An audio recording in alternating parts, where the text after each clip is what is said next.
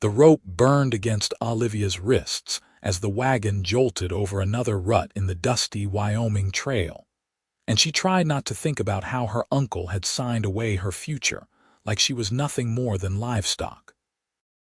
August heat pressed down on the empty landscape around them, turning the air thick and suffocating, while three men who smelled of whiskey and cruelty laughed about the price they would fetch for her when they reached the meeting point. Her Uncle Henry sat on the driver's bench, his weathered face showing no remorse for what he had done to his own brother's daughter, selling her to settle gambling debts he had accumulated over the past year in the saloons of Opal, Wyoming. The year was 1878, and women had few rights in this harsh territory, but what her uncle was doing crossed even the loose moral boundaries of frontier justice. Olivia Summers had turned 19 just 2 months ago, and instead of celebrating with the modest life she had built teaching children their letters in the small schoolhouse, she found herself bound and helpless in the back of a creaking wagon headed toward a fate she could barely comprehend. The outlaw they were taking her to was named Cormac Reed, a man whose reputation stretched across 3 territories for robbery, murder, and worse things that people only whispered about after dark. She had heard the negotiations through the thin walls of her uncle's cabin 3 nights ago. Reed wanted a woman, someone young and presentable who could cook and clean and warm his bed in the hideout he maintained in the mountains north of town. He had offered $500, more money than her uncle had seen in years, and Henry Summers had not hesitated before agreeing to deliver his niece like a purchased bride. The other men in the wagon were Henry's drinking companions, hired muscle to ensure the transaction went smoothly and to collect their share of the blood money. Olivia closed her eyes against the glare of the afternoon sun, trying to remember her father's face. He had died 4 years ago when his horse threw him during a cattle drive, and her mother had passed from fever the following winter, leaving Olivia with nowhere to go except to her uncle's dubious care. She had worked hard, contributed every penny she earned from teaching, kept the cabin clean, and never complained about the meager portions at dinner. None of it had mattered. To Henry Summers, she was simply an asset to be liquidated when circumstances required. The wagon crested a low hill, and she could see the meeting place ahead. A cluster of cottonwood trees marked a dry creek bed where water flowed only during spring runoff. 3 horses stood in the sparse shade, and 3 men lounged against the trees, waiting. Even from this distance, she could see the glint of weapons and the casual arrogance of men who believed themselves beyond the reach of any law. "There they are," one of her uncle's companions said, a weasel-faced man named Tucker who had leered at Olivia since they left town. "Right on time. Reed's punctual, at least. Professional criminal, that one." "Let's get this done," her uncle muttered, flicking the reins to urge the tired horses forward. "The sooner we finish, the sooner we can get back to civilization and spend some of that money proper." Olivia's heart hammered against her ribs. She tested the ropes again, but whoever had tied them knew their business. The knots held firm, cutting into her skin when she pulled. She wanted to scream, to fight, to do anything except accept what was happening, but 3 armed men surrounded her and 3 more waited ahead. She had no weapons, no allies, and no realistic hope of escape. The wagon rolled down the slope toward the creek bed, dust rising in lazy clouds behind them. The outlaws straightened from their positions, hands resting on gun belts as they watched the approaching vehicle. The man in the center was tall and broad-shouldered, wearing a black duster despite the heat. His face was shadowed by a wide-brimmed hat, but Olivia could see the dark beard and the cold eyes that assessed the wagon like a buyer examining merchandise at market. They were 50 yards from the meeting point when the first shot rang out. The sound cracked across the empty landscape, sharp and unmistakable, followed immediately by Tucker's scream as he toppled backward off the wagon bench. The horses reared in panic, and Henry fought the reins while his remaining companion scrambled for the rifle stored beneath the seat. Olivia threw herself flat against the wagon bed, her tied hands making it impossible to brace properly, and she felt the impact as her shoulder hit the rough wood. More shots followed, a steady percussion that seemed to come from the rocks above the creek bed. She heard Reed and his men shouting, saw them scatter for cover behind the cottonwoods, their own weapons drawn and returning fire toward whoever was shooting at them. Henry finally got the horses under control, wheeling the wagon around in a wide arc. But another shot sent him sprawling forward over the bench, blood blooming across his back. The third man, a burly teamster named Rollins, jumped from the still-moving wagon and started running back the way they had come. He made it maybe 20 feet before a rifle shot caught him in the leg, and he went down hard in the dust. The horses, now with no hand on the reins, bolted in earnest, and Olivia could only hold on as the wagon careened wildly across the uneven ground. She caught a glimpse of a figure standing in the rocks above the creek bed. A man with a rifle, working the lever action with practiced speed, laying down covering fire that kept Reed's gang pinned behind the trees. He wore the dusty clothes of a working cowboy, a worn leather vest over a blue shirt, and a hat pulled low against the sun.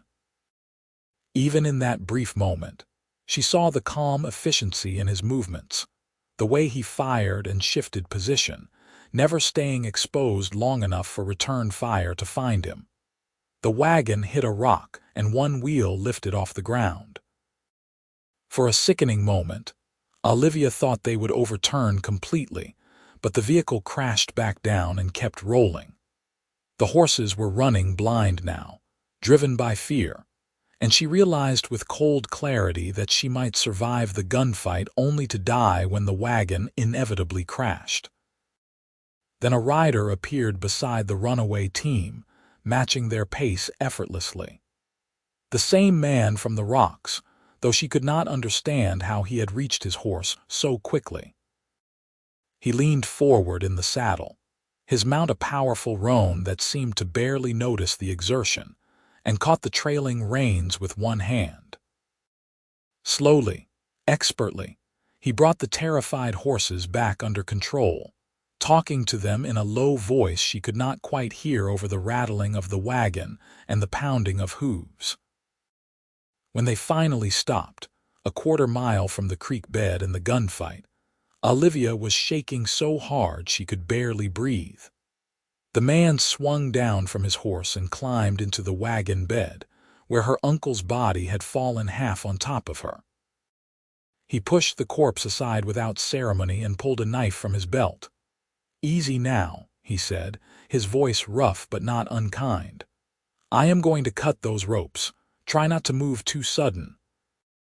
She held still while he sawed through the bindings, and when her hands came free, the rush of blood back into her fingers brought tears to her eyes. She looked up at her rescuer properly for the first time. He was perhaps 25 years old, with sun-darkened skin and clear gray eyes that assessed her with concern. A few days' worth of stubble shadowed his jaw, and dust covered him from his hat to his boots, but there was something steady about him, something that made her instinctively trust him despite everything she had just witnessed. "Can you ride?" he asked, already moving to help her stand. Her legs nearly gave out when she tried to put weight on them, cramped from hours in the wagon, and he caught her elbow to steady her. "We need to get moving. Reed and his boys will not stay pinned down forever, and I would rather not be here when they work up the nerve to come after us." "Who are you?" The words came out as barely more than a whisper, her throat dry from dust and fear. "Name's Warren Zimmerman," he said, guiding her toward his horse. I am a ranch hand from the double bar spread east of here, but that does not matter much right now. What matters is getting you somewhere safe. Can you tell me your name, Olivia? Olivia Summers. She let him help her into his saddle, then watched as he swung up behind her, his arms coming around her to take the reins. She could feel the warmth of him at her back, solid and real, and some of the terror began to drain away. They were selling me. My uncle sold me to that outlaw like I was property. I know. Warren turned the roan away from the wagon and the distant creek bed, setting an easy pace that would not tire the horse too quickly. I was in Opal yesterday, heard some talk in the general store. Your uncle was drunk, bragging about his good fortune and the money he was about to make. I asked around, found out what he was planning. His voice hardened. Could not let that stand. You came alone. Olivia twisted to look at him, still trying to understand what had happened. You attacked 5 men by yourself to stop them. 6 men, counting your uncle, but I figured surprise would even the odds some. He guided the horse up a narrow draw between 2 low ridges, following what looked like a game trail. Besides, I had the high ground and a good rifle. That counts for a lot in a fight. Are you hurt anywhere? Did they harm you? No, they tied me up, but they did not hurt me beyond that. She paused, then added quietly, Yet. Warren's jaw tightened, but he only nodded and kept the horse moving. Behind them, she could still hear occasional gunshots, growing fainter with distance. Your uncle and his friends will not be troubling anyone anymore. Reed's gang might come looking, but they will need to regroup first, and they do not know this country like I do. We will be back to Opal by nightfall if we keep a steady pace. Back to Opal. Olivia felt a spike of panic. I cannot go back there. My uncle's debts are still outstanding, and the people he owed money to will not care that he is dead.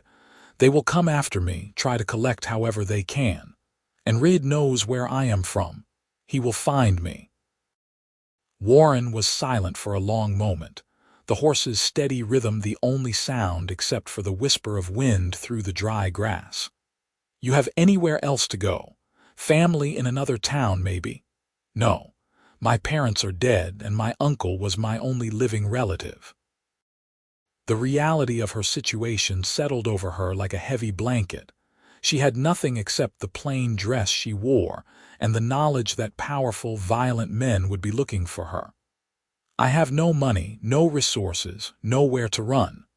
Well, Warren said slowly, that complicates things. But we will figure something out. First priority is getting you somewhere safe where you can rest and think clearly. The Double Bar Ranch is about 15 miles from here. The owner, Ezra Thompson, is a decent man. He will let you stay there while we work out what comes next. Olivia wanted to argue, to point out that she could not impose on strangers, or that she needed a real plan. But exhaustion was creeping through her now that the immediate danger had passed. She let herself lean back against Warren's chest just slightly and felt rather than heard his sharp intake of breath. Why did you do this? She asked. You do not know me. You risked your life for a stranger. Because it was the right thing to do. His answer was simple, matter of fact. I heard what your uncle was planning, and I knew if I did not do something, you would end up in a hell worse than dying. No woman deserves that. No person deserves that. Something in his voice told her he spoke from experience, that he had seen the kind of cruelty men were capable of, and had chosen to stand against it. She found herself wanting to know more about this cowboy who had appeared out of nowhere to save her, who killed to protect a woman he had never met, and who now offered help without asking for anything in return. They rode in silence for a while, following the game trail as it wound through increasingly rough country. The sun was past its peak now, beginning its slow descent toward the western horizon, and the heat was marginally less oppressive. Olivia watched the landscape roll past, the endless grass and scattered rock formations, and tried to process everything that had happened in the span of an hour. "Did you kill them?" she finally asked. "My uncle and his friends. Your uncle for certain," Warren said. "Saw him fall. The others, I am not sure. I was not trying to kill necessarily, just stop them and give you a chance to get away. Tucker took a shot early, might be dead. Rollins I hit in the leg. Reed and his boys were more interested in finding cover than fighting back, which was what I hoped for."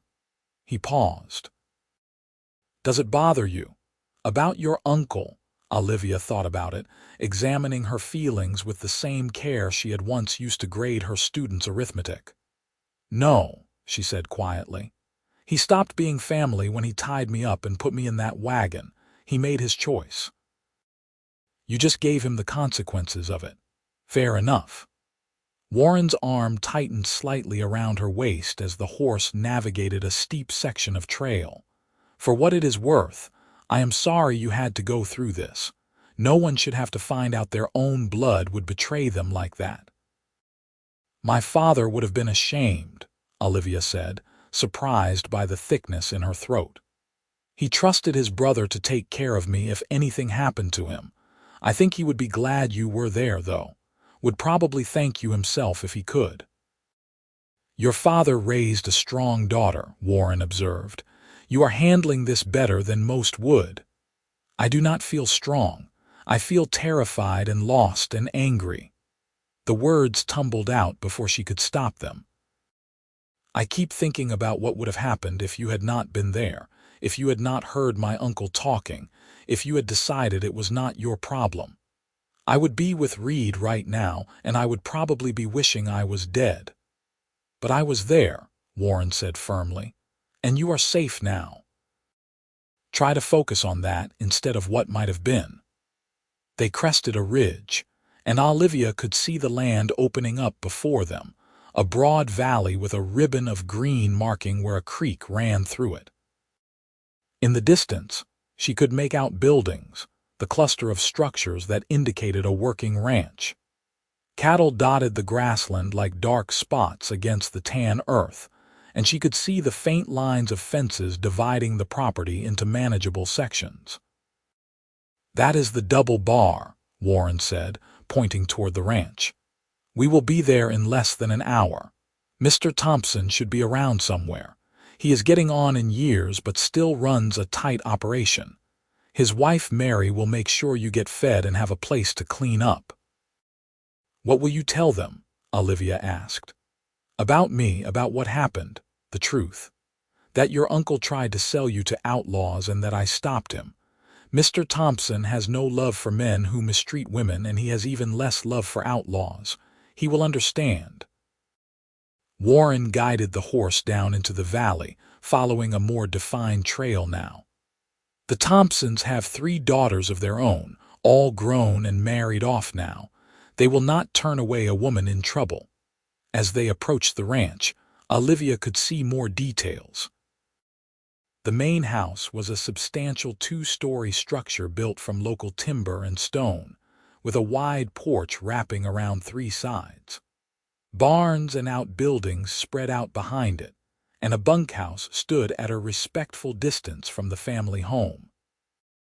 A few men moved between the buildings, going about the late afternoon work of a cattle operation, and she saw one of them stop and shade his eyes, watching their approach. Warren raised a hand in greeting as they rode into the yard, and a woman emerged from the house, wiping her hands on an apron. She was perhaps 50 years old, with gray streaking her brown hair and the kind of weathered face that spoke of years under the Wyoming sun. Her eyes went from Warren to Olivia and back again, taking in the dust, the tired horse, and Olivia's disheveled appearance with quick understanding. "Warren Zimmerman, what have you gotten yourself into now?" she asked, her voice carrying a mixture of exasperation and concern. "Afternoon, Mrs. Thompson," Warren said, swinging down from the saddle and then helping Olivia dismount. Her legs were steadier now, but she was grateful for his supporting hand. "This is Miss Olivia Summers. She has had a rough day and could use somewhere safe to rest. Is Mr. Thompson around? He is out checking the north pasture, but he will be back for supper." Mary Thompson came down the porch steps, her sharp eyes assessing Olivia with a combination of sympathy and practicality. "Come inside, child. You look like you have been through hell and back. Warren, you can explain everything once we get her settled." Olivia found herself ushered into the house, through a comfortable sitting room and into a large kitchen that smelled of baking bread and simmering stew. Mary pointed her toward a chair at the sturdy wooden table and immediately began preparing tea, moving with the efficient bustle of a woman who had spent decades caring for others. Warren followed them in, removing his hat and setting it on a peg by the door along with his gun belt. He looked different without the weapons, younger somehow, though the serious set to his mouth remained. He took a seat across from Olivia and began telling the story in his plain, straightforward way, starting with overhearing the conversation in town and ending with their arrival at the ranch. Mary listened without interrupting, though Olivia saw her hands tighten on the teapot when Warren described what Henry Summers had planned for his niece. When he finished, she poured tea for all of them and settled into a chair with a heavy sigh. "That is about the worst thing I have heard in a good long while," she said. "Henry Summers always was a worthless drunk, but I did not think even he would sink that low, selling his own brother's daughter." She reached across the table and patted Olivia's hand. "You are safe here, dear.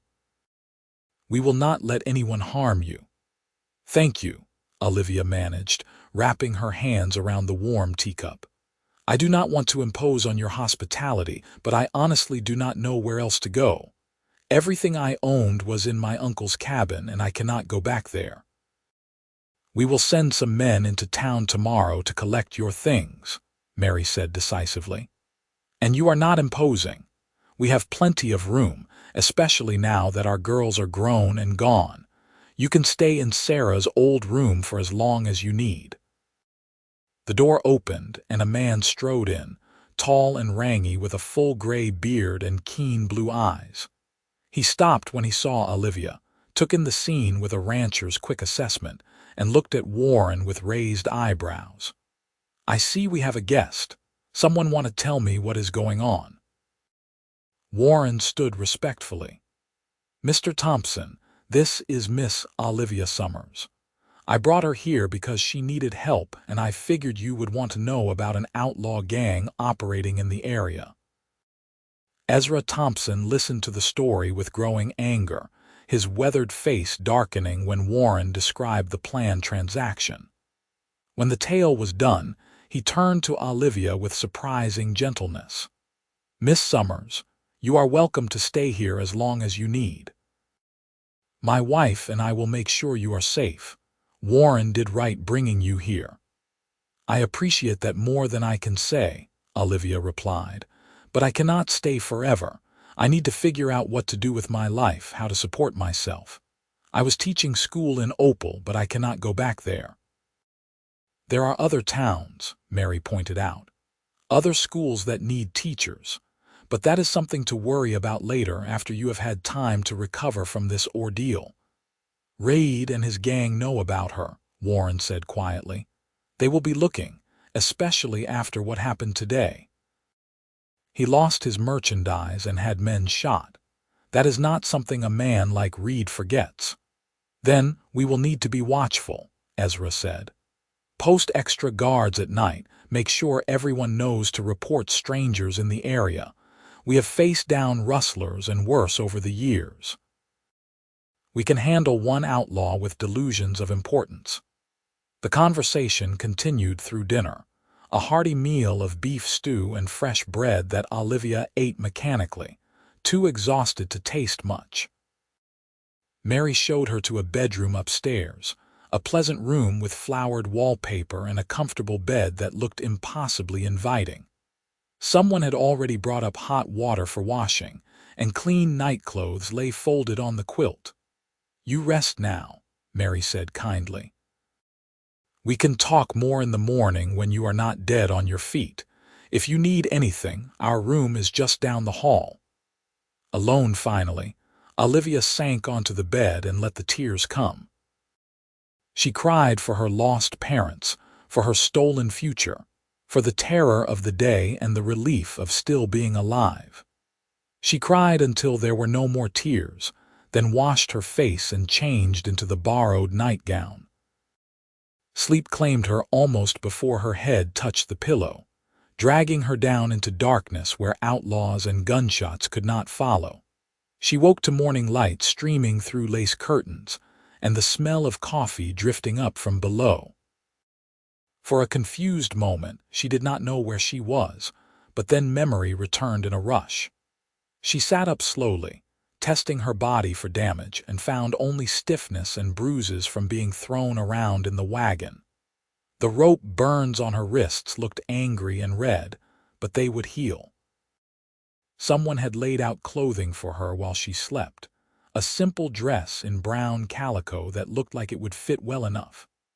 Olivia dressed quickly and made her way downstairs, following the sounds of conversation to the kitchen. Mary was at the stove and Warren sat at the table with a cup of coffee, looking freshly scrubbed and wearing a clean shirt. He stood when Olivia entered, a gesture of respect that surprised her. "Good morning," Mary said cheerfully. "I hope you slept well. Sit down and I will get you some breakfast. We have eggs, bacon, and biscuits this morning." "Thank you." Olivia took a seat, acutely aware of Warren watching her. "I slept better than I have in months, actually. It is amazing what feeling safe does for a person." "You look better," Warren observed. "More color in your face." She studied him in the morning light, seeing details she had missed the day before. His eyes had small lines at the corners from squinting into the sun, and a thin scar ran along his left jaw. His hands, wrapped around his coffee cup, were calloused and strong, the hands of a man who worked hard for his living. There was something undeniably handsome about him, she realized with a small jolt of surprise, though his looks were the rough-hewn kind rather than refined. "Mr. Thompson and some of the ranch hands rode into Opal at first light," Mary said, setting a loaded plate in front of Olivia. "They will collect your belongings from your uncle's cabin and see what the talk in town is. Should be back by midday." "Did anyone report what happened yesterday?" Olivia asked. "The shooting, I mean." Warren shook his head. "We are far enough out from town that no one would have heard the gunfire. Reed and his gang will not report it to the law, that is for certain. Your uncle's friends, if they survived, might make noise, but they will have to explain what they were doing out there. I doubt they will want that kind of attention. So people in town will just think my uncle disappeared," Olivia said slowly. "They might think I had something to do with it." "Let them think what they want," Warren said. "The truth is that Henry Summers got exactly what he deserved, and anyone who knew him will not be surprised he came to a bad end. The few people who matter, like the Thompsons, know what really happened." Mary settled into her chair with her own coffee. "Warren tells me you were the school teacher in Opal. That is respectable work. How long were you teaching?" "Almost 2 years," Olivia said. "I started right after my mother died. The previous teacher had moved away and the town needed someone. I had a good education from my mother, who had been a teacher herself back east before she married my father. It was not much money, but I enjoyed it. The children were eager to learn, most of them." "Teaching is a valuable skill," Mary observed. "There are settlements all over Wyoming that need educated women to teach their children. Once things settle down, we can write some letters, make inquiries. I am sure we can find you a position somewhere far enough from Opal that Reed and his kind will not bother looking."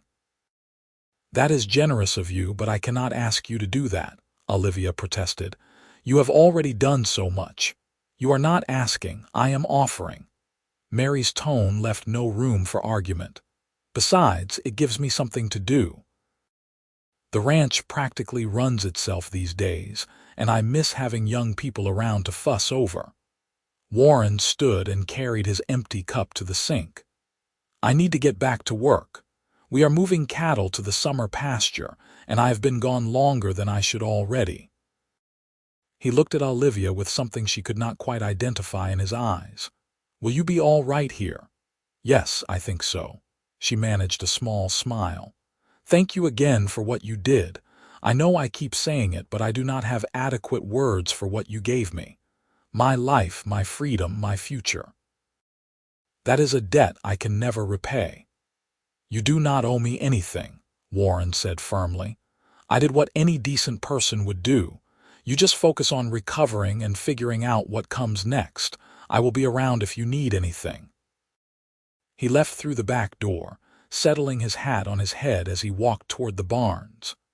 Olivia watched him go, feeling an odd sense of loss at his departure even though he was not really going anywhere.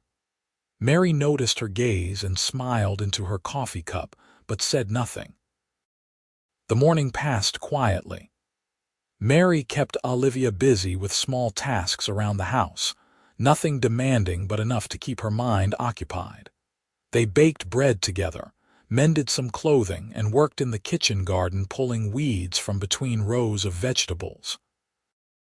The physical work felt good after the forced inactivity of the previous day, and Olivia found herself relaxing into the simple rhythm of household chores.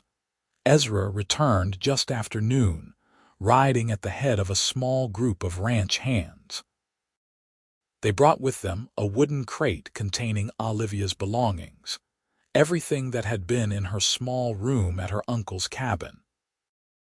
It was not much, just some clothes, a few books, her mother's Bible, and a handful of personal items, but seeing her possessions made her feel more grounded, more real.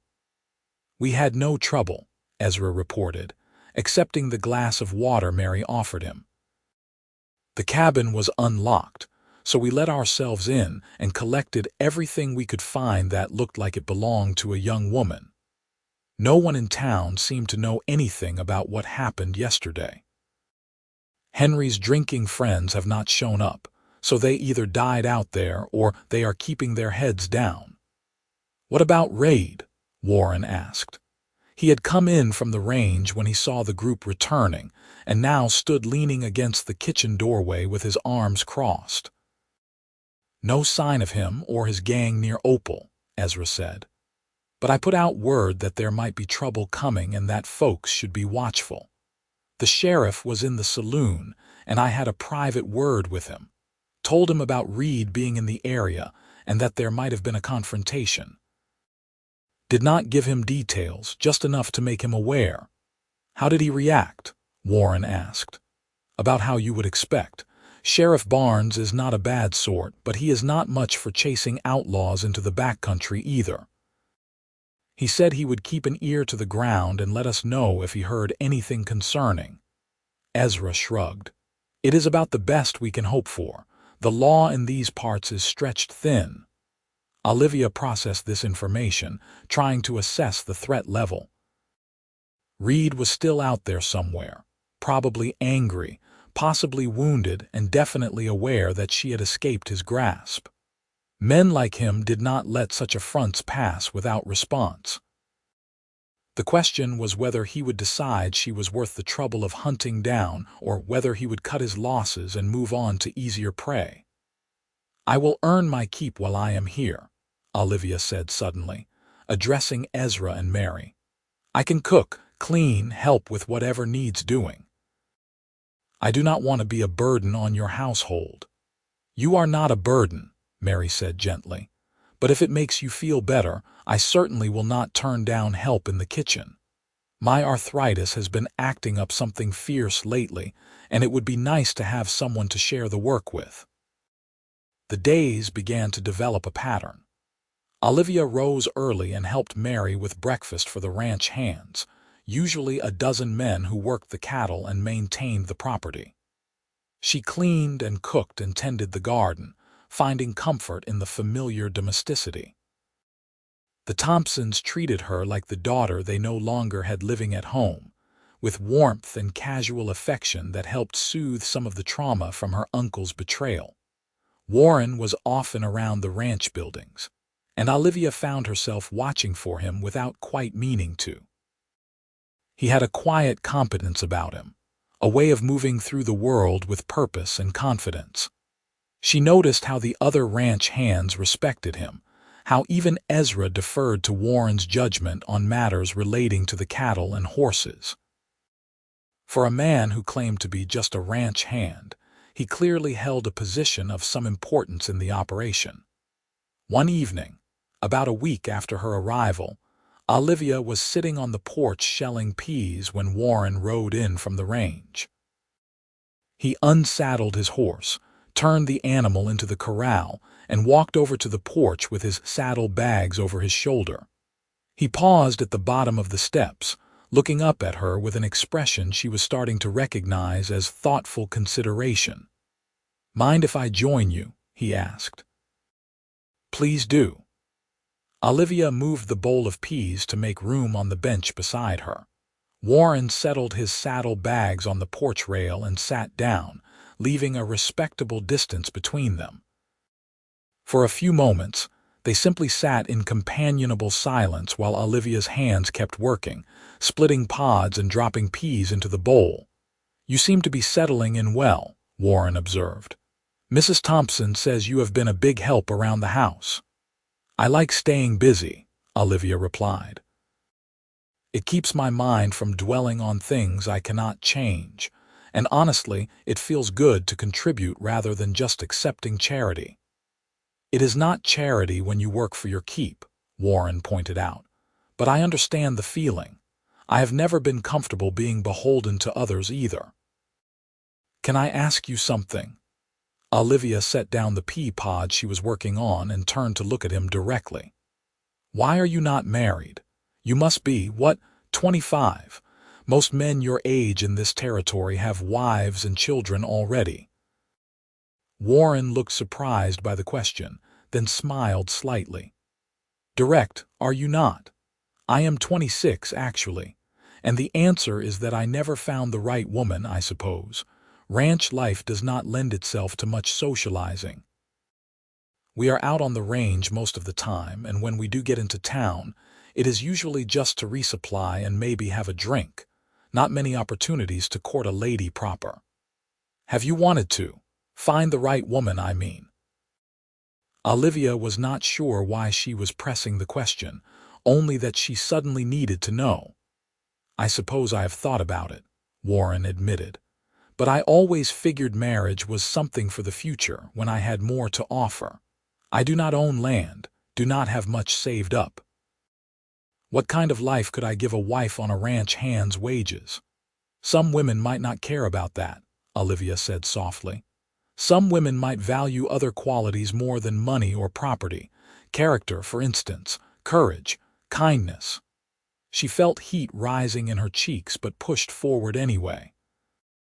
"The willingness to risk everything to help a stranger." Warren met her eyes and something shifted in the air between them, a charge like the tension before a thunderstorm. "Olivia," he started, then stopped, seeming to struggle for words. "I do not want you to feel obligated to me because of what happened. I did not help you expecting anything in return." "I know that," she said. "That is part of what makes you remarkable. You do not even seem to understand how rare it is what you did."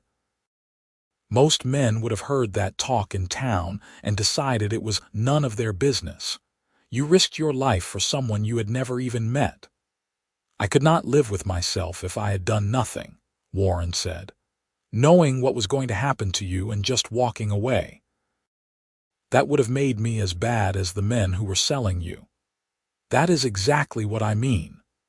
Olivia picked up another pea pod, needing something to do with her hands. "You have a moral compass that actually guides your actions. That is worth more than all the land and cattle in Wyoming." They fell silent again, but it was different now, weighted with possibility.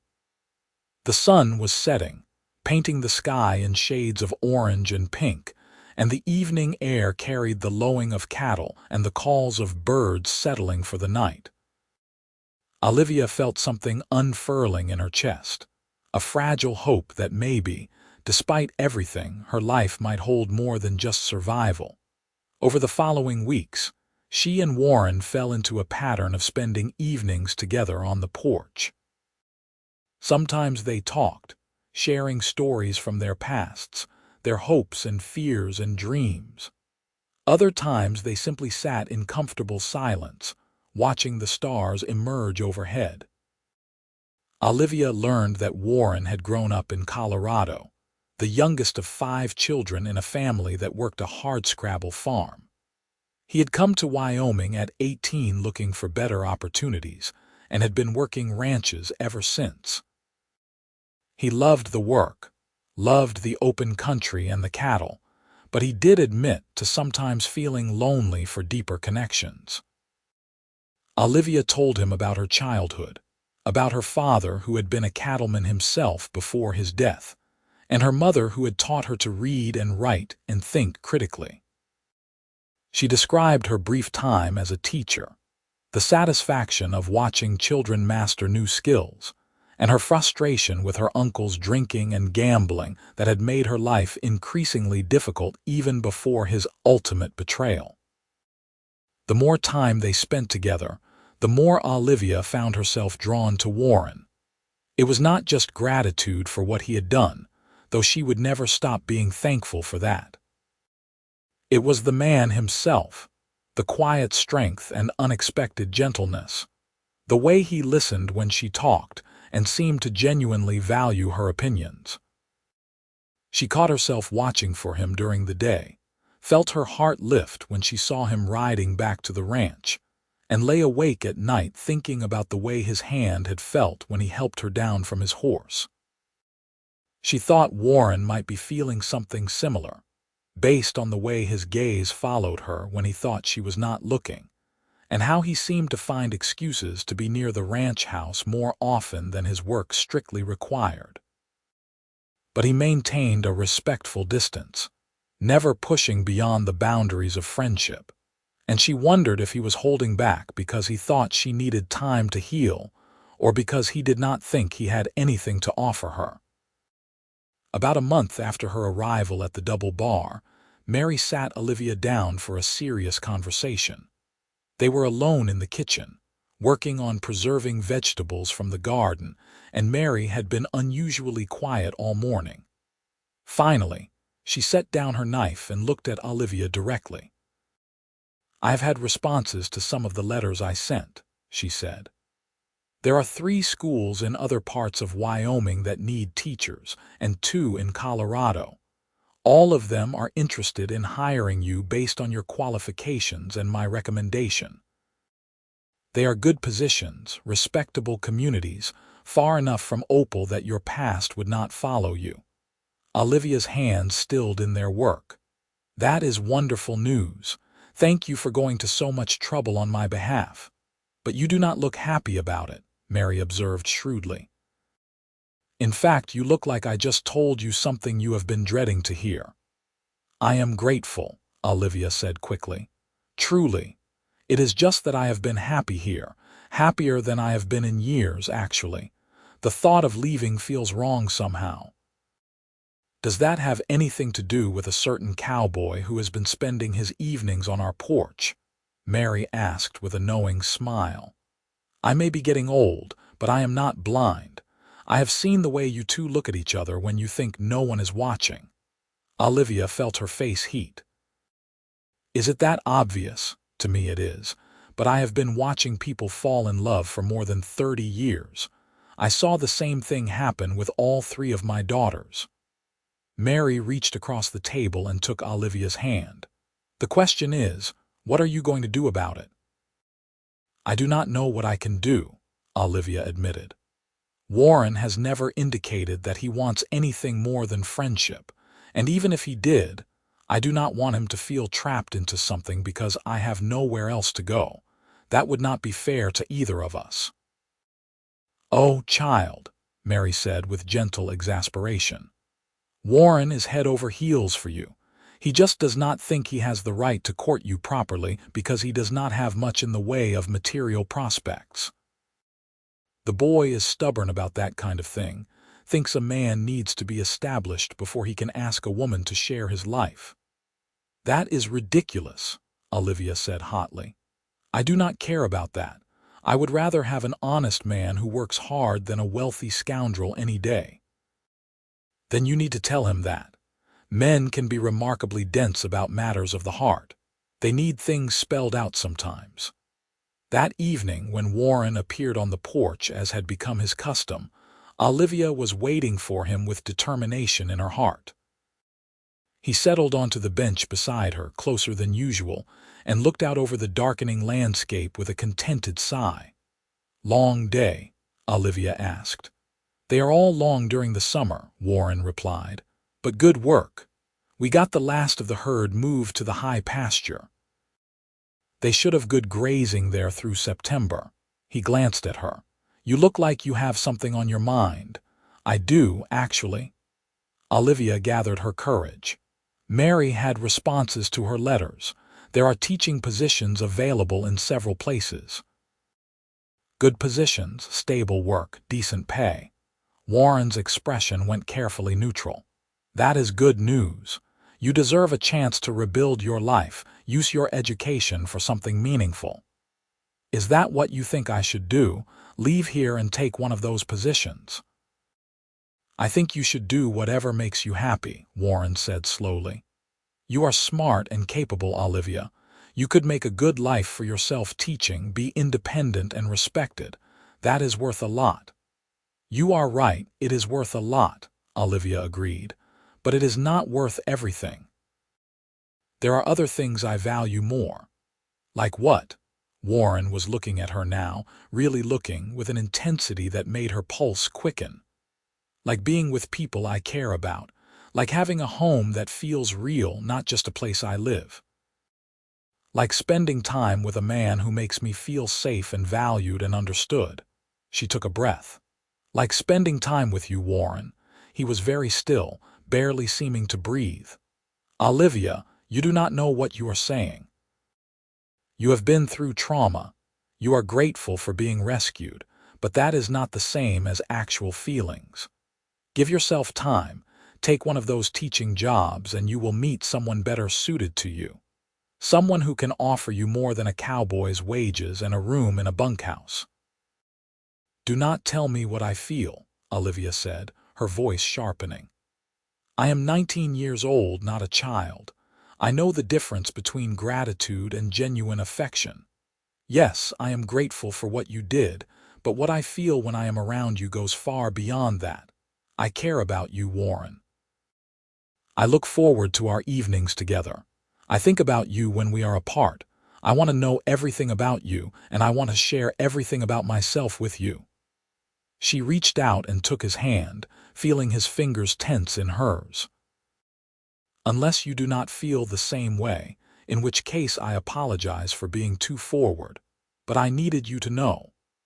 Warren looked down at their joined hands, then back up at her face, and she saw wonder and fear and longing all mixed together in his expression. "I care about you too," he said, his voice rough. "More than I should, probably. I have tried to keep my distance, tried not to let my feelings show because I did not want to take advantage of your situation. You came here with nothing, dependent on the Thompsons' charity, and I did not want you to think you had to accept my attention because you had no other options." "I do have other options now," Olivia pointed out. "Mary gave them to me this morning.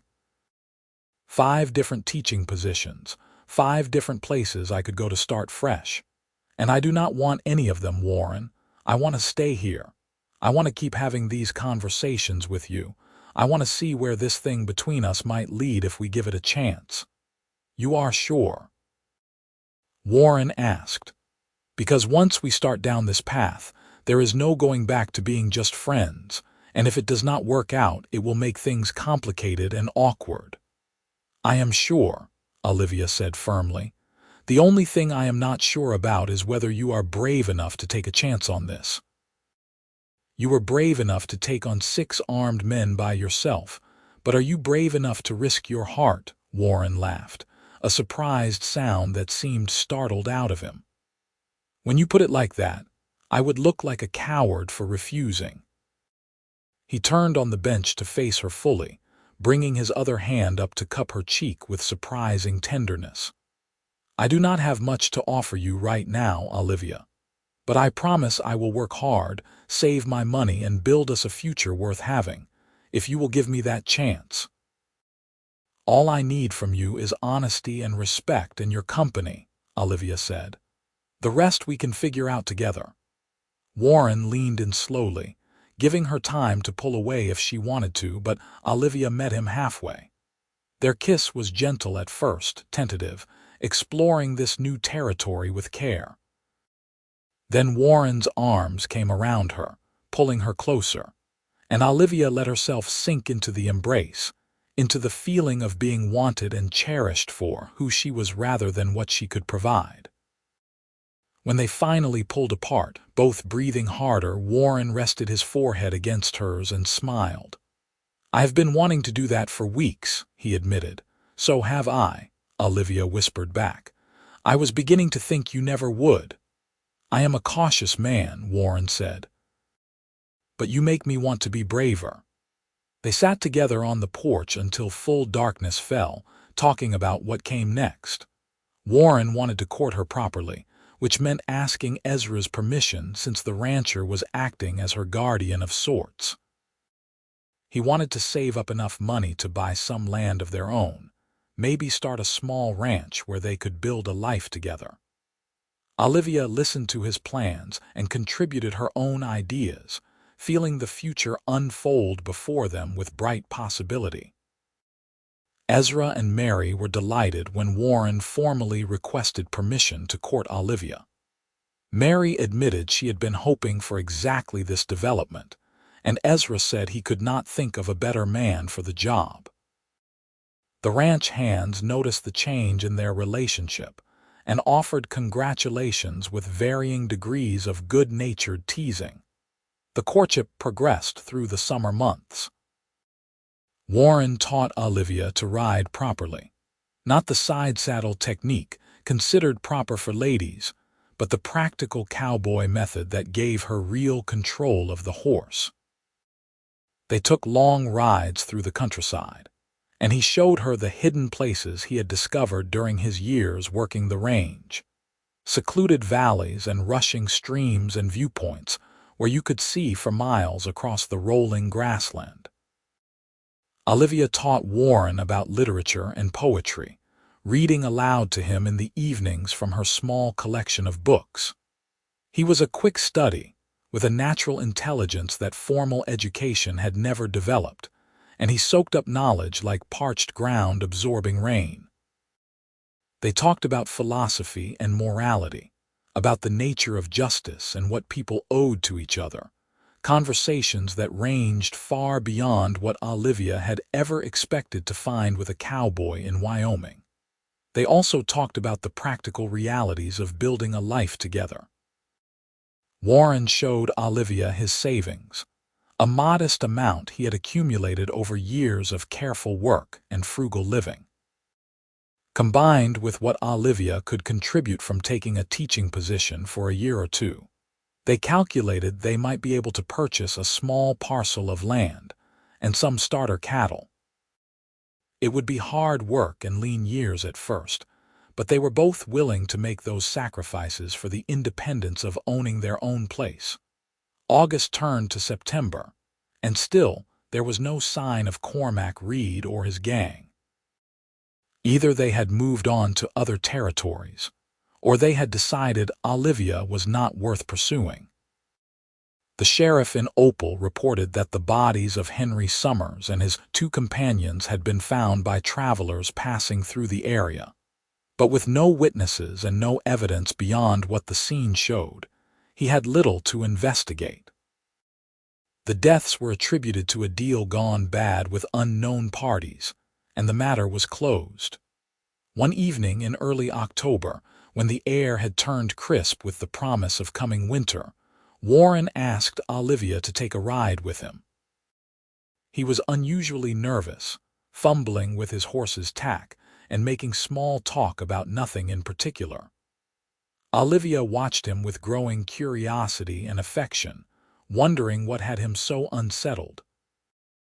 He led her to a spot about 2 miles from the ranch house, a high ridge where the land fell away to reveal a sweeping view of the valley below. The sun was setting, painting everything in gold and amber light, and Olivia caught her breath at the beauty of it. Warren dismounted and helped her down, then kept hold of her hand as they stood looking out over the landscape. "I wanted to bring you here because this is where I first started thinking about the future differently," he said. "I used to come up here sometimes when I needed to think, and I would look out over all this country and feel small, like I was just passing through without leaving any real mark. Then I met you, and suddenly the future looked different. It looked like something worth planning for, something that could hold more than just work and basic survival." "Warren," Olivia started, but he shook his head gently. "Let me finish. I have been practicing this in my head for weeks." He took both her hands in his and turned to face her directly. "Olivia Summers, I know we have not been courting long by traditional standards, and I know I do not have much to offer you yet beyond my heart and my promise to work hard for our future. But I love you. I think I have loved you from the moment I saw you in that wagon, so brave and defiant even when you thought all hope was lost. Will you marry me?" Olivia felt tears spring to her eyes, happy tears this time. "Yes," she said without hesitation. "Yes, Warren, I will marry you. I love you too, so much that it sometimes scares me how quickly and completely you have become central to everything I want in life." Warren pulled a small object from his pocket, a simple gold band that gleamed in the fading light. "It was my mother's," he said. "The only thing of value she owned. She gave it to me before she died and told me to give it to a woman worthy of it. I think she would have loved you." He slipped the ring onto Olivia's finger, and it fit perfectly, as though it had been made for her hand. She threw her arms around his neck, and they kissed as the sun sank below the horizon, and the first stars began to appear overhead. When they finally returned to the ranch house, hand in hand, Mary took one look at their glowing faces and let out a whoop of joy. The wedding was planned for early November, after the harvest was fully in and before winter made travel too difficult. It would be a small affair, just the ranch hands and a few people from town, held in the parlor of the Thompson house, with the circuit preacher officiating. Mary threw herself into preparations with enthusiasm, determined to give Olivia the kind of wedding celebration she deserved. Warren and Olivia spent their evenings making plans for their future.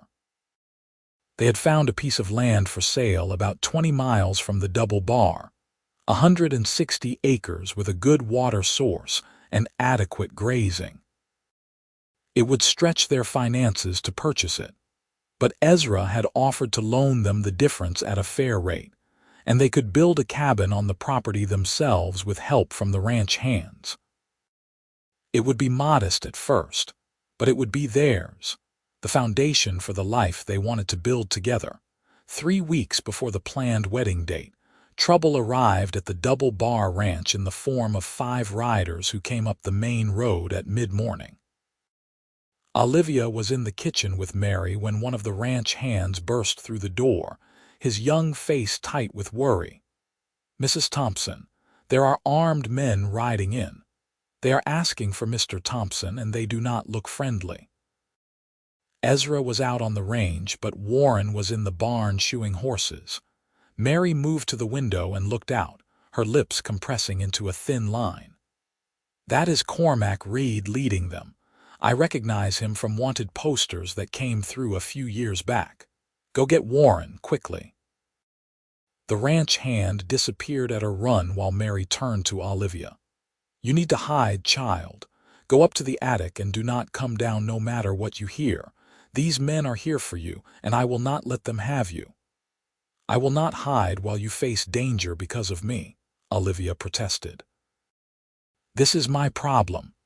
You will do as I say, Mary said firmly. Warren and the boys will handle this, but they will fight better knowing you are safe. Now go. Reluctantly, Olivia ran for the stairs. She heard the front door open below, heard Mary's voice greeting the arrivals with cool politeness. From her hiding place in the attic, she could hear some of what was said through the floorboards. Reed's rough voice demanding to know the whereabouts of a young woman named Olivia Summers, who he claimed had been stolen from him. I do not know anyone by that name, Mary said, her voice steady. And even if I did, I would not hand over a woman to the likes of you. Now get off my property before I have you removed. We can search the place ourselves, Reed said. Save us all some trouble. You can try, Mary replied. But I should warn you that my ranch hands are well armed and they do not take kindly to trespassers. There was a commotion, sounds of multiple men entering the house, and Olivia pressed her hand to her mouth to keep from crying out. Then she heard Warren's voice, calm and cold in a way she had never heard before. That is far enough, Reed. You and your boys need to mount up and ride out of here. The woman you are looking for is under the protection of this ranch, and you are not taking her anywhere. You, Reed said, recognition in his voice. You are the one who shot up my deal 2 months back, killed one of my men, and ruined a perfectly good business transaction. I stopped you from buying a human being like she was cattle, Warren corrected, and I will do it again. You have no claim on Miss Summers, legal or otherwise, so you can leave peacefully, or we can settle this another way. Your choice. Olivia heard the distinctive sound of hammers being cocked on multiple guns. Her heart hammered in her chest as she realized Warren was facing down 5 armed outlaws to protect her. She wanted to run down there, to stop him from risking his life, but she knew that her presence would only make things worse, give Reed leverage to use against Warren. There are 5 of us and 1 of you, Reed pointed out. I do not like those odds for you, Cowboy. Look outside, Warren suggested. Every ranch hand on this property is out there with a rifle pointed at your men. You might get me, but you will all die in the next 10 seconds if you try.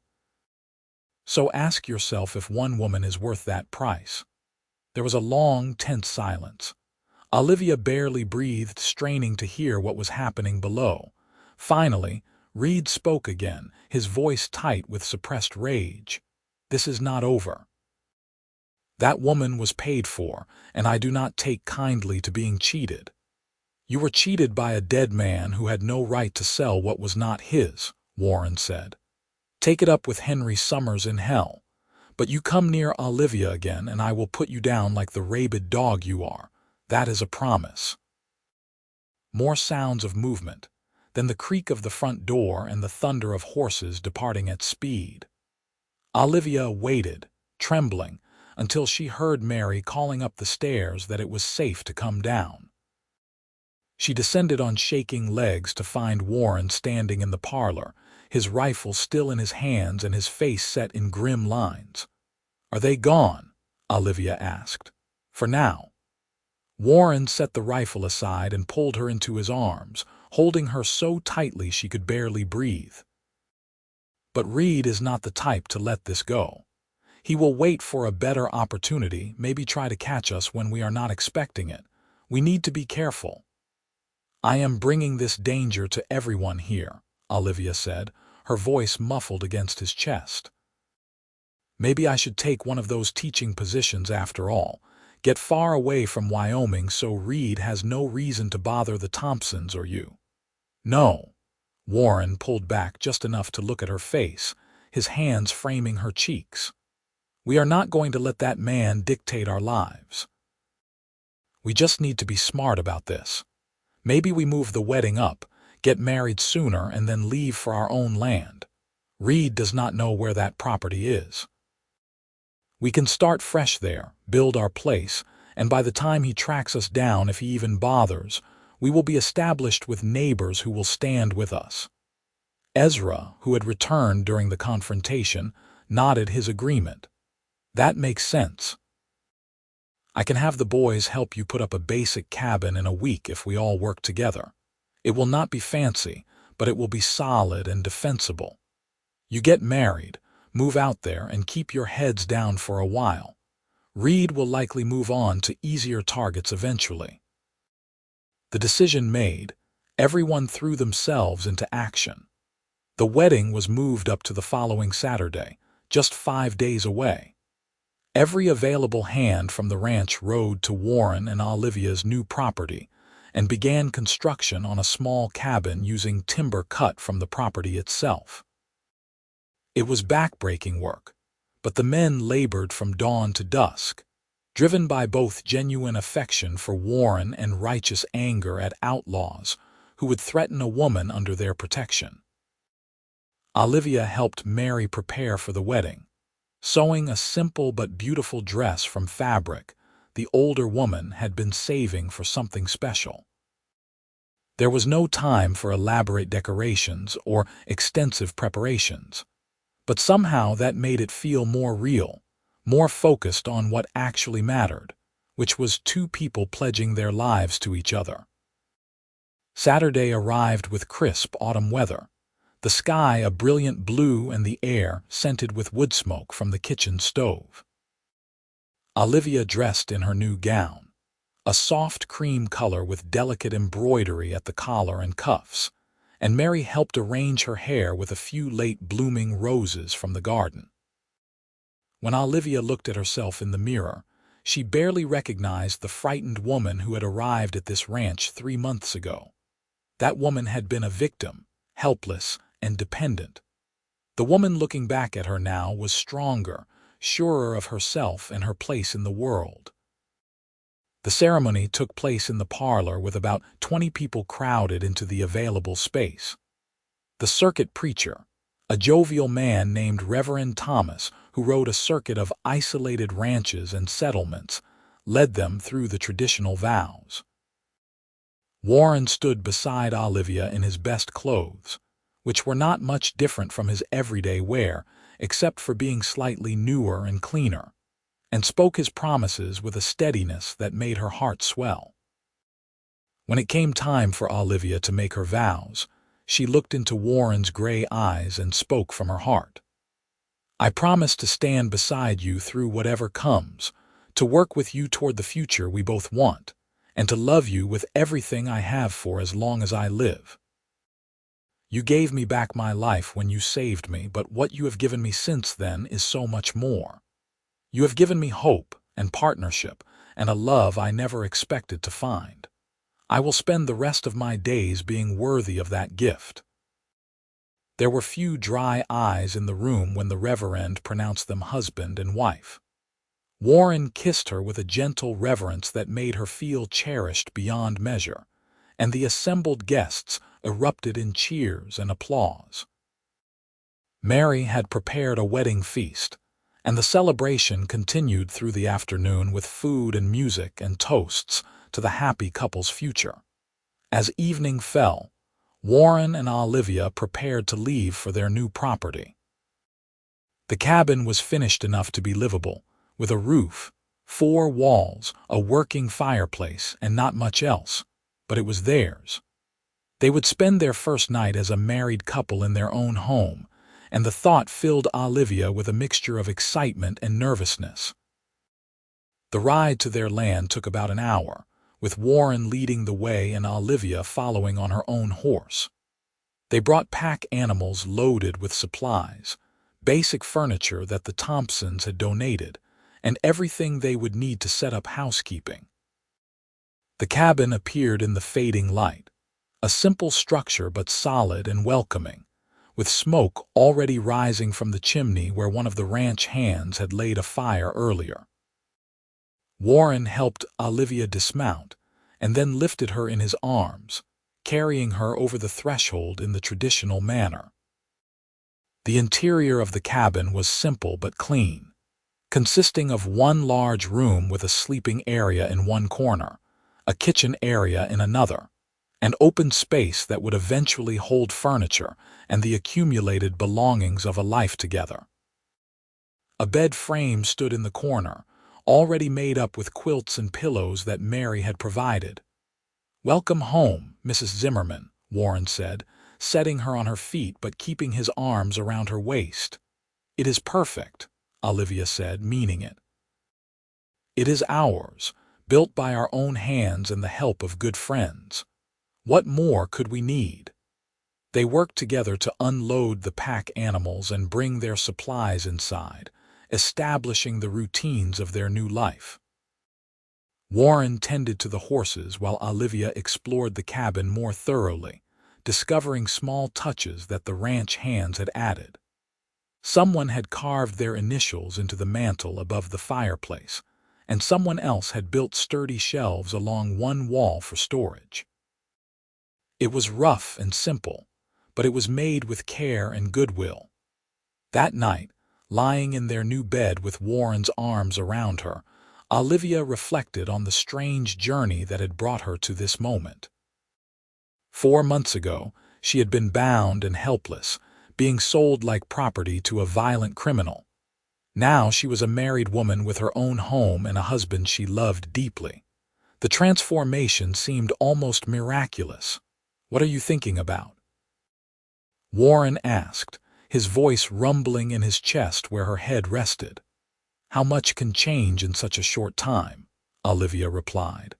"How different my life is now compared to what it would have been if you had not been in that general store when my uncle was talking." "Do not think about that," Warren said firmly. "What matters is what did happen, not what might have been. We are here together exactly where we should be. I know. I just want you to understand how grateful I am, not just for saving me, but for everything that came after. For seeing me as a person worth knowing, worth loving, worth building a future with. You are all those things and more," Warren said. He tilted her face up to his and kissed her with a depth of feeling that made her breath catch. "I am the one who should be grateful. You took a chance on a cowboy with more courage than sense, and not much to offer except a willingness to work hard. You offered me exactly what I needed," Olivia whispered. "Respect, partnership, and love. Everything else is just details." They made love that night with tenderness and passion, learning each other's bodies and preferences with the patience of people who knew they had a lifetime ahead of them. Afterward, wrapped in each other's arms and the warmth of their quilts, they talked about their plans for the property, the cattle they would buy in the spring, the garden Olivia wanted to plant, and the children they both hoped to have someday. The next weeks were consumed with the hard work of establishing their ranch. Warren built fences and outbuildings while Olivia worked on making the cabin more livable, adding curtains and rugs and small touches that transformed it from a shelter into a home. They worked together on the larger tasks, and Olivia discovered that she loved the physical labor, the way her body grew stronger and more capable with each passing day. They had occasional visitors from the double bar, ranch hands checking on them and sometimes bringing supplies or news from town. Ezra and Mary came once to see how they were settling in and expressed satisfaction with what Warren had accomplished. There was no sign of Cormac Reed or his gang, and as the weeks turned into months, Olivia began to hope that the threat had truly passed. Winter came to Wyoming with characteristic harshness, blanketing their land in snow and testing the soundness of Warren's construction. The cabin proved solid and warm, and they spent the long dark evenings reading by firelight, planning for spring, and enjoying the simple comfort of each other's company. Olivia had never been happier, never felt more content with her place in the world. In February, she realized she was pregnant.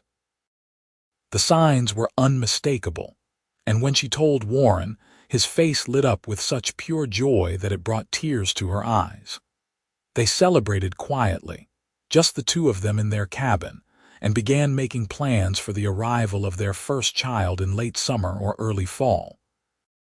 Spring arrived with the usual burst of activity.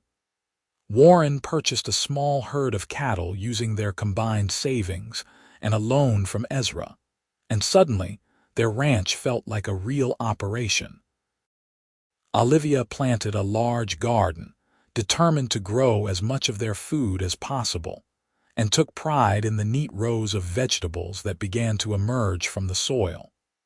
Her pregnancy progressed without complications, and she remained active and healthy despite the physical changes to her body. One warm day in May, a year almost to the day since Olivia's rescue, a rider appeared on the road leading to their property. Warren was out checking the cattle, but Olivia saw the approaching figure from the garden where she was weeding. Something about the way the man sat his horse made her uneasy, and she stood slowly, shading her eyes against the sun. The rider came closer, and Olivia's blood turned to ice as she recognized Cormac Reed. He was alone, which surprised her, and he looked different from her memories. Thinner, harder, with a hunted look in his eyes. He reined in his horse about 20 feet from where she stood and sat looking at her with an expression she could not read. "Mrs. Zimmerman," he said, his voice lacking the confidence she remembered from their brief encounter at the double bar. "I came to talk, not to cause trouble. Will you hear me out? My husband will be back soon," Olivia said, fighting to keep her voice steady. "Whatever you have to say, you can say it to both of us." "Fair enough." Reed dismounted slowly, keeping his hands visible and away from his weapons. "I will wait." They stood in awkward silence until Warren appeared, riding hard from the direction of the north pasture. He must have seen the strange horse and come to investigate. He was off his mount before it fully stopped, his hand on his gun as he positioned himself between Olivia and Reed. "You have about 10 seconds to explain why you are on my property before I shoot you," Warren said flatly. "I came to apologize," Reed said, the words clearly difficult for him, "and to tell you that you will not have any more trouble from me."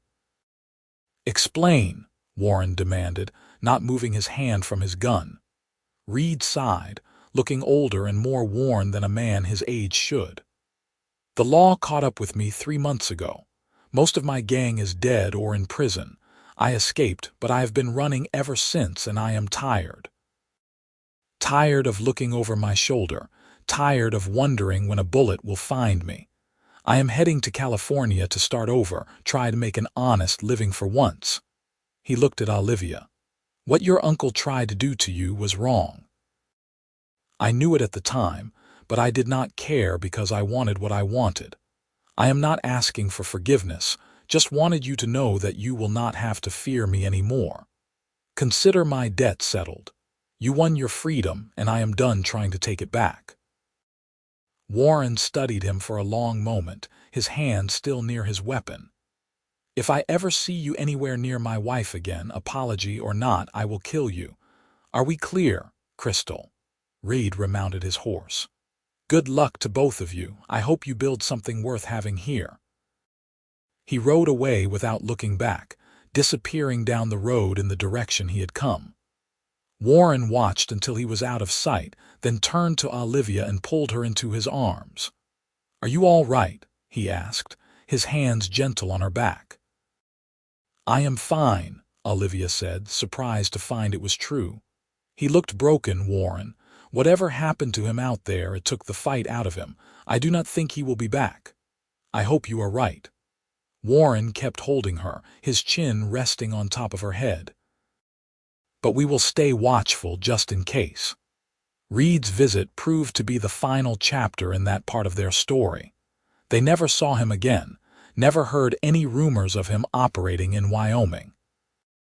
Olivia chose to believe that he had made it to California and found the fresh start he claimed to be seeking, though she knew it was just as likely the law or his former enemies had caught up with him somewhere along the way. Either way, the threat was over. The summer passed in a blur of work and preparation. Olivia's pregnancy advanced, and she grew larger and more ungainly as the heat intensified. Warren was attentive and worried, fussing over her in ways that she found both touching and slightly annoying. Mary came to stay with them a few weeks before the baby was due, bringing her experience and calm presence to help with the birth. On a hot August night, Olivia went into labor. Mary sent Warren to ride for the midwife who lived 10 miles away, mostly to give him something to do so he would not hover anxiously. The labor was long and difficult, lasting through the night and into the next afternoon, but finally, their son was born, healthy and screaming his displeasure at the world. When Warren held his son for the first time, tears streaming down his weathered face, Olivia felt her heart might burst from the fullness of it. They named him Thomas, after Warren's father, and he became the center of their world. Warren was a devoted father, gentle and patient with the baby in ways that surprised no one who knew him well. The years that followed were good ones, marked by hard work and steady progress. Their ranch grew slowly but surely, their herd increasing, their land becoming more productive. Olivia started a small school in their cabin, teaching the children of neighboring homesteaders the basics of reading and writing. It was not the formal teaching position she had once envisioned, but it satisfied her need to educate and made a small contribution to their household income. 2 years after Thomas was born, Olivia delivered twin daughters, Anna and Catherine, who filled the cabin with noise and chaos and laughter. Warren built additions to the house, expanding it to accommodate their growing family, and the property began to look established and prosperous. They made friends among the other ranchers and homesteaders in the area, building a community of mutual support and cooperation. Thomas grew into a serious, thoughtful boy who loved the cattle and could ride almost before he could walk. The twins were inseparable, finishing each other's sentences and getting into mischief that kept both parents on their toes. The family made regular trips to the double bar to visit Ezra and Mary, who doted on the children like the grandparents they had become in everything but blood. On their 5th wedding anniversary, Warren surprised Olivia with a gift. He led her outside at sunset to find a beautiful wooden sign hanging from a post he had erected that day. The sign read Zimmerman Ranch in carved letters, and below it, in smaller script, ESD, 1878. "We have built something real here," Warren said, his arm around her waist as they stood looking at the sign. "A home, a family, a legacy we can pass on to our children. None of it would exist if you had not been brave enough to take a chance on a cowboy who fell in love with you the first time he saw you." "I did not take a chance," Olivia corrected gently. "I made the smartest choice of my life. You saved me in more ways than one, Warren. You gave me a future when I thought I had none, and you have given me more happiness than I ever imagined possible." They stood together as the sun set over their land, their children playing nearby, the cattle lowing peacefully in the distance. Olivia thought about the terrified 19-year-old girl who had been bound in that wagon, certain her life was over before it had really begun. She wished she could go back and tell that girl that everything would be all right. That rescue was coming in the form of a gray-eyed cowboy with a rifle and a moral compass that would not let him stand by while injustice happened. But that girl was gone, transformed into the woman Olivia had become. A wife, a mother, a teacher, a rancher. A woman who had learned that even the darkest moments could give way to light, that good people still existed in a harsh world, and that love could bloom in the most unexpected circumstances. As the years continued to pass, the Zimmerman Ranch became one of the more respected operations in that part of Wyoming. Warren's reputation for honest dealing and hard work brought them regular business, and Olivia's school attracted students from miles around. Their children grew into capable, compassionate young people who embodied the values their parents had worked so hard to instill. Thomas showed an aptitude for ranching that pleased Warren immensely, and by the time he was 15, he was handling many of the day-to-day operations himself. Anna developed a passion for teaching and spent hours helping Olivia with the younger students. Catherine surprised everyone by showing a talent for horse breeding, developing an eye for bloodlines and conformation that impressed even the most experienced stockmen in the area. Ezra Thompson passed away peacefully in his sleep when the twins were 10 years old, and the entire community mourned the loss of a good man. Mary continued to live at the Double Bar, surrounded by her daughters and grandchildren who had moved back to the area. The Thompsons' legacy of kindness and generosity lived on through the many people they had helped over the years, including Warren and Olivia. On their 10th anniversary, Warren and Olivia took a rare evening alone, leaving the children with Mary for the night. They rode out to the ridge where Warren had proposed, watching the sunset from the same spot where their future had truly begun. Olivia was 30 now, Warren 36, and the years had weathered them both but in good ways. Warren's hair showed threads of gray at the temples, and Olivia had laugh lines around her eyes from years of smiling. "Do you ever think about what your life might have been like if things had gone differently?" Warren asked, echoing the conversation they had shared so many times over the years. "Sometimes," Olivia admitted, "but only in the abstract. I cannot really imagine being anyone other than who I am now, living anywhere other than here with you. This is my real life, the only one that matters. Mine, too." Warren pulled her close, and they sat together as darkness fell and the stars emerged overhead. "I love you, Olivia, more now than when I married you, if that is even possible. You have given me everything I never knew I needed." "And you gave me a life worth living," Olivia replied. "Not just existence, but real life with meaning and purpose and love. I would not trade a single day of it, not even the hard ones." They made love under the stars that night, with the practiced ease and deep familiarity of long-married lovers who knew exactly how to please each other. Afterward, wrapped in blankets against the cooling night air, they talked about the future, about their children's prospects and the improvements they wanted to make to the ranch, and the community they were building in this wild, beautiful place. The years continued their steady march. The children grew to adulthood and began making their own paths in the world.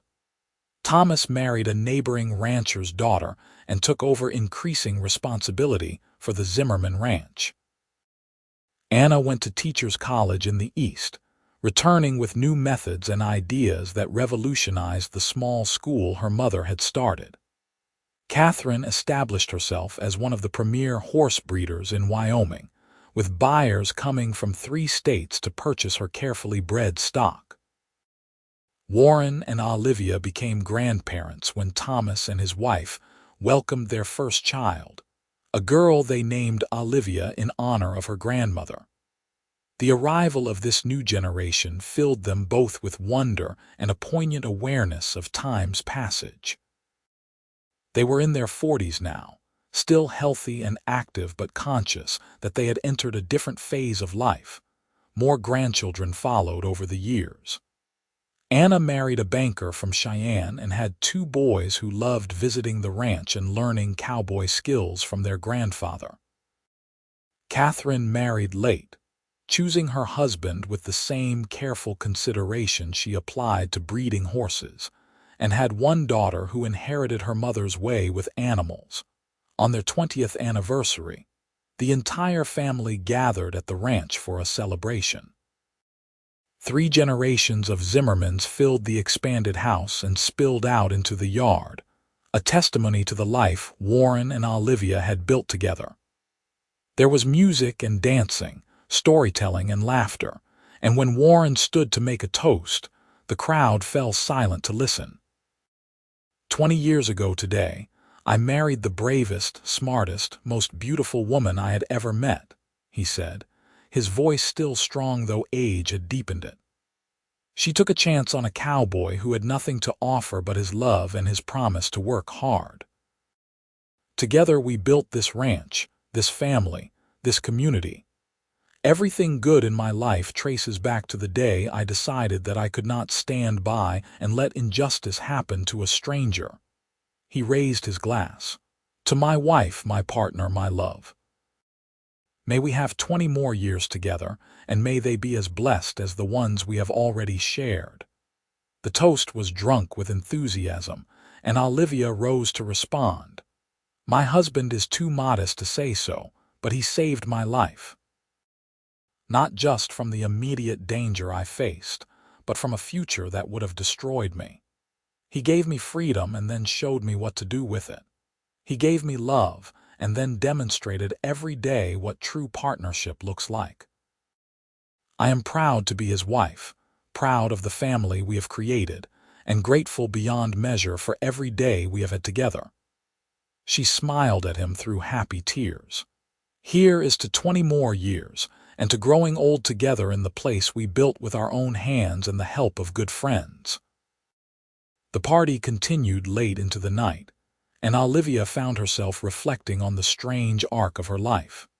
She had started as a victim, helpless and terrified, being sold like property to a violent criminal.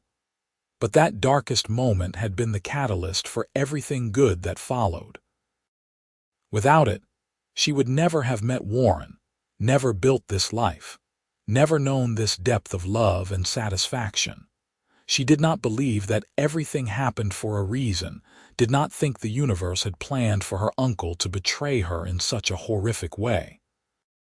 But she did believe that people could choose how to respond to tragedy, could decide to build something good from the rubble of something terrible. That was what she and Warren had done, and the proof of their success surrounded them in the form of children and grandchildren, friends and neighbors, a prosperous ranch and a strong community. As Warren had promised in his proposal all those years ago, they did grow old together. Time touched them gently, leaving them healthy and active well into their 60s. They remained partners in every sense, working together on the ranch until age finally forced them to turn over most of the operation to Thomas and his family. Even then, they stayed involved, offering advice when asked and watching with pride as the next generation added their own improvements and innovations. Warren was 70 years old when he died, peacefully in his sleep after a full day of doing what he loved. Olivia woke to find him gone, his hand still warm in hers, and though her grief was profound, she found comfort in the knowledge that he had lived exactly the life he wanted. The funeral brought people from across Wyoming, a testament to the respect and affection Warren had earned through decades of honest dealing and quiet kindness. Olivia lived another 5 years after Warren's death, surrounded by her children and grandchildren. She never remarried, content with the memories of the love she had shared with her husband. She spent her final years writing down the story of their life together, wanting future generations to understand where they had come from and the values that had built the Zimmerman legacy. She wrote about being sold like property, about the cowboy who had cut that evil deal short with a rifle, about falling in love during a time of danger and uncertainty. She wrote about the hard work of building a ranch and raising a family on the frontier, about the importance of standing up for what was right even when it was difficult or dangerous. Most of all, she wrote about love, the transformative power of two people choosing to build a life together based on mutual respect and genuine partnership. When Olivia passed away at 75, she was buried beside Warren on a hill overlooking the ranch they had created together. Her children and grandchildren gathered to say goodbye, sharing stories about both their grandparents and marveling at the life they had managed to build from such unpromising beginnings. The ranch continued to prosper under Thomas's management, and Anna's school had expanded to serve students from across the region. Catherine's horses were famous throughout the West, sought after for their intelligence and endurance. The story of Warren and Olivia became family legend, passed down through generations of Zimmermans who grew up on that Wyoming ranch. It was a story about courage and justice, about love blooming in unlikely circumstances, about the power of ordinary people to create extraordinary lives through hard work and dedication to each other. Years later, when Olivia's great-great-granddaughter was preparing a family history project, she found the manuscript her ancestor had written, yellowed pages covered in careful script that told the tale of a woman sold like property and the cowboy who saved her. She read it through tears, marveling at the strength it must have taken to survive such trauma and build such a beautiful life from its ashes. The modern Zimmerman Ranch still operated on the land Warren and Olivia had purchased in 1878, though it had grown substantially over the intervening generations. The original cabin still stood, carefully preserved as a reminder of where it all began, and tourists sometimes came to see the historic homestead and hear the story of its founders. But for the Zimmerman family, it was more than just history. It was a reminder that good could triumph over evil, that one person's decision to stand up for what was right could change lives for generations to come.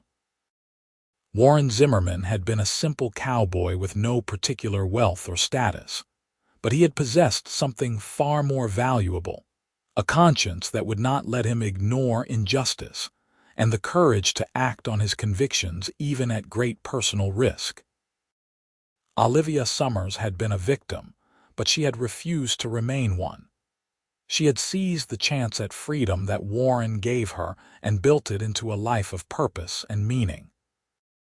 Together, they had proven that love could flourish even in the harsh environment of the frontier, that partnership between equals could create something stronger and more lasting than either person could achieve alone. Their story ended as all stories must, with death and the passage of time. But the legacy they created lived on in their descendants, in the values they had instilled and the example they had set. The Zimmerman Ranch stood as a monument to what two people could accomplish when they chose to face the world together, supporting each other through hardship and celebrating each other's triumphs. In the end, that was the true miracle of Warren and Olivia's story. Not the dramatic rescue, though that was worthy of any dime novel. Not even the building of a successful ranch from nothing, though that was impressive enough. The real miracle was the daily choice they made to love and respect each other, to work as partners, to build a life based on shared values and mutual support. That was the foundation on which everything else rested, and that was why their legacy endured long after they themselves had passed from the earth. Their story proved that even in the darkest circumstances, hope could survive. That justice, though it might seem absent, could still prevail when good people chose to act. That love between two people who truly saw and valued each other could withstand any challenge. And that a life built on such a foundation would stand the test of time, creating ripples of goodness that spread far beyond anything the original participants could have imagined. Warren and Olivia Zimmerman had been, in the end, ordinary people who lived in extraordinary times and made extraordinary choices. They had taken the worst moment of Olivia's life and transformed it into the beginning of something beautiful. They had faced down outlaws and hardship and the countless challenges of frontier existence, and they had emerged victorious not through strength of arms but through strength of character. Their children told their grandchildren about them, who told their grandchildren in turn, and so the story lived on, a reminder that heroism was not always loud or flashy. Sometimes it was as simple as a cowboy who heard about injustice and decided he could not let it stand. Sometimes it was a woman who refused to let trauma define her, and instead chose to build a future worth living. And sometimes it was two people meeting in the worst possible circumstances and choosing to love each other anyway, creating from that choice a legacy that would outlive them both by generations. That was the story of they were selling her to an outlaw like property. A cowboy cut the deal short with a rifle. It was a story of darkness and light, of evil and good, of despair and hope. But most of all, it was a love story, the tale of two souls who found each other against all odds and built something beautiful that endured long after they were gone. And in that endurance lay the final triumph, proof that love and goodness and justice were not just abstract ideals but living forces that could shape the world when people had the courage to act on them.